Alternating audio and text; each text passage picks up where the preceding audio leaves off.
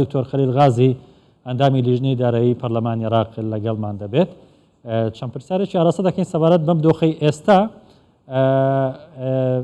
پێم وابێت دۆخی ئێستای ئابووری عێراق گونجاو نییە بۆی ئەو یاریە بە بەهای دینارەوە بکەن. بۆچی تاکو ئێستا بانکی ناوەندی عێراق نەیتوانیوە کە کاری سەرەکی ئەمەیە کە نرخ جێگیر بکات لە بازار، نەیتوانیوە کۆنتترۆلی بازار و بەهای دیناری عێراقی بکات؟ بۆچی دەگەڕێنیەوە ئەمەوە کارە؟ سڵاو بۆ بینەر و بیسەرت کوردستان 24. ڕاستی ئەوە هەردای سەر دۆلاری بەهایوی بلند بووی بەرامبەر دیناری عێراقی نەتیجە هەندێک بۆ کو عێراق سیستەمێکی نی بۆ حواڵات ئەم بۆ تەحویلاتش دەرهینای کو پێتڤە هەمی مستەورد هەمی تاجر ئەوێت معاملێت گەشت دەربهین تڕێکا بانک مرکزیدا کوی تڕێکا بانک مرکزیدا وی پارێ تەحویل کەن تڤە هەمی دۆکیومنتێت درست و فاتورێت منشەیە درست تەقدیم کەن. ئەوە هەبووە ئەگەری هەندێک و نەت بەرژەوەندی ئەوان تاجرادایە چونکو ڕێکێت هەین ژێتە هەڕبێ بکات زاریبا گومرکی و دیسان زاریبە دەخل لەو ما بەرێ خدایە سیکە و منافەسی گەلخەتی کرد بۆ کڕینە دۆلاری و ناچیدش بانک مرکزی بکەڕێتن. بانک مرکزی ئەوەکو سیاسەتا ئابووریک و یا نەقدی دەستیدایە ئەفریقا لە داناینە بۆ هەندێک و بشێن داهاتێ نافخۆیی پترکەن بشێن پتر کۆنتترۆلێ سەرهاتن و چوونا کەلوپەلی بکەن بشێن پتر پشتەوانیا بەرهەمێ نافخۆیی بکەن. لێ ڕاستی ئەوە هەنێ بۆ دوی ماوەیدا کوێ نزیکی مانگوینی وەگەر پتر نەبیتن بووە ئەگەری هەندێک و دلار بلند بووە قیمەتەوی بەرامبەر دیناری ji ber ev babatê me behs kirî ji ber ku tehwîlat an ku firûtinê dolarî دکتۆر لە دوو مانجی ڕابردوودا بەهای دینار بەرامبەر بە دۆلار سەدا دەی زیاتری لەدەست داوە. ینی بۆچی لایەنە پەیوەندیدارەکانی وەکو پەرلەمانی عێراق حکوومەت بانکشتی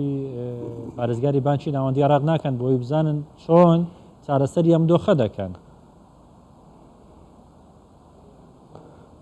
نزانم ئەو ڕێژە 10 سادەیەت بێژم نیا درستە بێتن چونکو هەگەر تو راپۆرتانەی کە بڵاو بۆتەوە باسیەوە دەکەن کە 20 دینار هاتینە سەدا دێ بەێ آخر بلا برەگیان تەنها لە ماوەی دوو مانگ ئەو راپۆرتە احتیمالە گەلێک بەێ نۆت سادێ شوانە چه ئەساس بوونینە بۆ چونێت کەساتینە من حساب کردی یعنی احتیمالە نسبەکە گەلە کێمترش وەیە ناگەهیتە ئێک سادەیە درست احتیمالە چونکو 20 دینار سەر 1460 ڕێژەکە گەلەکە کێمە مهم ئەڤانە هەندا مهمە قەدر هەندێک تەسیراوی سەر بازاری و ناجێگیرە لێمە ما بانگهێشت کردە محافظ بانکی مرکزی ئەم لژنا دارایی و لژنا ئابووری و پیشەسازی و سەرۆک و هەردوو جێگیر بوون ئەس ئێکش گەڵ سەرۆکی بانک مرکزی ئەنکۆکی بژم پارێزگاری بانکی مرکزی مەگەل ئاخفتیە و مستەشاری دوی ساعتێن درێژ ئەم گەڕیشتە خوارێ ڕاستی ئەو ئەژی وەکی ئیساەکە وەک ئابووری ناس ئیجراەکە گەلێک باش زانم بەس ڕاستی سیستەمی ڕێبەبرنا عێراقیدا پکێر نایەتن ji ber ku gendelî nayete kontrolkirin gumrîk nayine kontrolkirin zarîbe nayete kontrolkirin gendeliyeka ya tê de hey ji ber hindê ev îcra a bank merkezî dumayçikayê her dê feşelê înitin و xelkek dî bite qurbanî tivya bizîtirîn dem rêkarêt nî an wan berbestaraken an jî sivikken eger neşin jî swî sistemî biguharin tivya gumirkê û zarîbê ew rêje bêhnek emkirin da ku ew bazirgan nerevin ji banka merkezî an ji tehwîlatê têkiseb rêka banka merkezî û neçine sîkê munafesê gel xelkî bikin. بەڵێ دکتۆر لەبارەی داهاتووی بەهای دینار بەرامبەر بە دۆلار ینی بانکی پارێزگاری بانکی ناوەندی عێراق چ بۆ چونێکی هەبوو چ پێشنیارێکی هەبوو چۆن باسی داهاتووی بەهای دیناری کرد؟ بەڵێ بۆ چوناوی ئەو بۆکو ئەو سیستەمە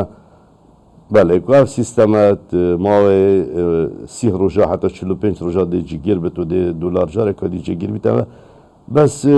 از بینم بچه یا زحمتش برکو هندک پیشنیار ما بو پیشکش کردن وکو فروتنا دلاری سر پاسپورت